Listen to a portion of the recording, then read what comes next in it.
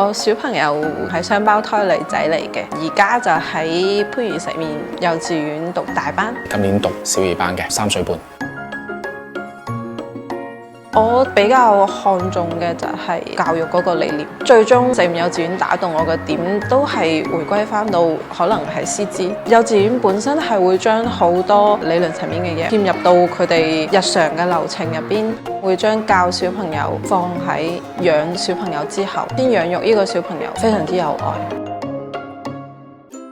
小朋友佢每次翻嚟最中意就係天台嗰啲植物園啦，同埋嗰啲小動物，翻到屋企都會呈現出嚟嗰種快樂開心嗰種景象。學校會有區域設置，佢翻屋企就會好中意同我哋分享，包括天台有種植區，佢哋都會經常有收穫嘅話就會攞去義賣，會真係做小老闆咁稱重去賣。包括有農作物，啲大冬瓜幾長幾重。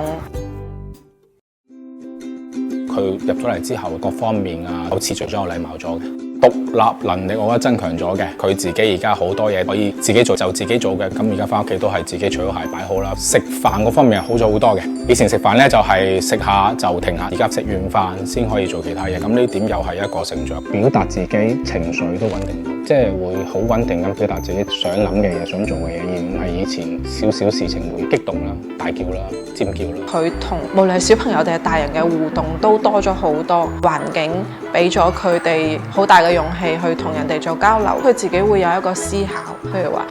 我做咗消防演練、洪水演練，如果我哋要開電動車，必須要戴頭盔。其實係反過嚟小朋友喺度提醒我哋。我覺得潘十真係一個用心做教嘅幼兒園，啱一個準備有第二個，如果有機會我都會再讀翻一間。